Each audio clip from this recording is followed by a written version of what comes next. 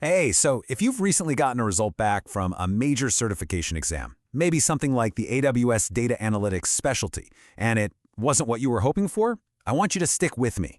We are not going to dwell on the disappointment. Instead, we're going to completely reframe this moment and turn it into a powerful launchpad for your next big breakthrough. So let's start right there by acknowledging that feeling, that sense of hard luck, right? That punch in the gut moment where you wonder, was all that effort even worth it? It's a tough place to be, for sure. And you know what? It's completely valid. So let's break this whole thing down. Okay, first and most importantly, we have to separate this one result from your identity. A setback on an exam is just a single data point. It is not the full story of what you're capable of or the incredible effort you put in. And this really shows that disconnect I'm talking about. On one side, you have the result, exam not cleared. But on the other side, you've got the reality of your effort. You gave it 100%, you practiced daily, you put in the hard work. See, these two things aren't telling the same story, are they? The result doesn't cancel out the effort, it just means that in that one specific moment on that one day, they just didn't perfectly align. And you need to hear this. That is absolutely okay. It's okay that the result doesn't perfectly reflect your effort. Sometimes you can do everything right and the outcome still isn't what you planned. This is not a judgment on your dedication. Not at all. And this is the key takeaway, right here. A single result is temporary, but the habits you built, the discipline, the showing up every day, that consistency, that is the permanent asset you now own. That's what truly defines your potential, not one score on one particular day. So let's shift our focus. The certificate might have been the target, but the journey itself, that equipped you with something far more valuable. It's time to stop looking at what you think you lost and start taking inventory of what you actually gained. I mean, think about it. All those hours, all those concepts you wrestled with, did they just vanish into thin air? Of course not.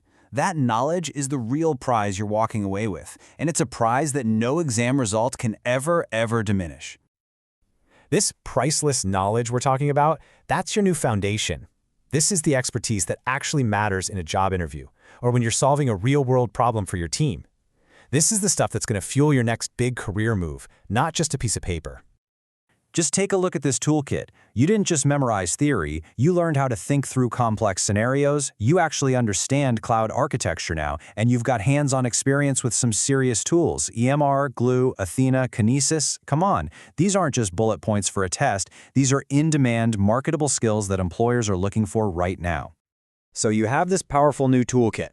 The question is, what do you do with it now? Well, the answer is simple. You put it to work, immediately. You've got all this momentum, don't let it go to waste. You're at a point of peak readiness.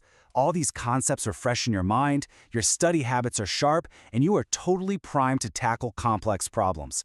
This is pure momentum. The key is to channel it before it fades. And here's your roadmap.